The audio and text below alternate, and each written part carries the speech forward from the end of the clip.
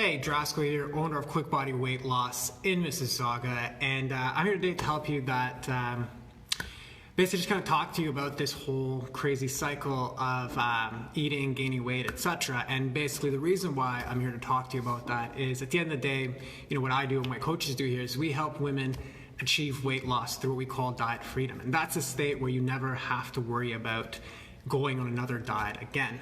But we don't really do it in a way that you might expect.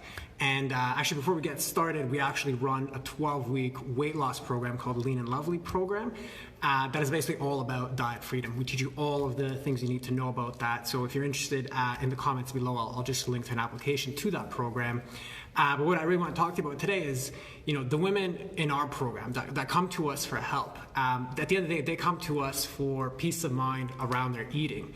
And basically what they want to do is they want to enjoy their wine and their chocolate without the guilt and the weight gain. And yes, it is actually possible to get to that point.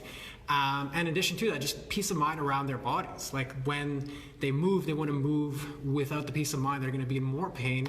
And that when they look in the mirror, they can actually enjoy what they see in the mirror.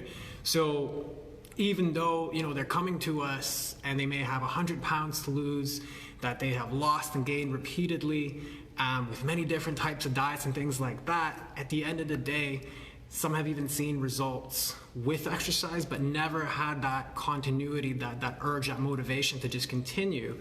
And when they come to us, what they tell me is, they're simply tired of living in this constant, ongoing loop of, I feel bad, and then I eat, and then I feel guilty, and then I eat some more. And basically these cravings and these feelings end up feeling more powerful than them, and just basically sabotage any results that they might have. So what it comes down to is they tell me that they feel like, I'm a failure because I can do all this great stuff in the house, I have a great career, active social life and everything like that, but for some reason I just feel powerless around food, and very specifically around sugar and around carbs. And I get that it's rough, because when you feel like you're being taken over by the food and you can't stop, it's like, where's the solution to that powerless and that subsequently sometimes a depressed feeling, it can totally come as a result of that. So each of these times, these episodes tend to wash over our clients. They have these thoughts of what's wrong with you? Why can't I just do the things I know I should be doing? And when they're lost in these moments and you're just kind of caught up in the emotion of it, it's very hard to fix that from that kind of in the storm moment. So you just kind of say, screw it, I'm just going to go eat whatever. And then that's where it all just kind of falls apart. So what I tell them is listen, welcome to being human. That feeling sucks, but at the end of the day, all of our clients have dealt with that in some form or another throughout the course of their journey. It manifests differently with everybody, but it's a very normal human thing. So at the end of the day, food, even biologically speaking, is comforting. It is comfort food for a reason.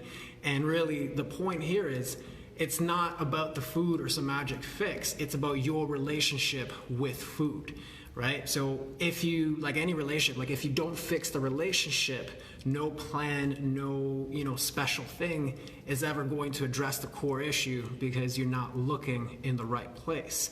And by the way, that 12-week program that I told you about, the Lean and Lovely weight loss program, there's a whole section dedicated to just this part about dealing with emotional eating and the strategies for, identifying, overcoming. So if that resonates with you, again, the link for that is below. So check that out. You can apply to be a part of that program.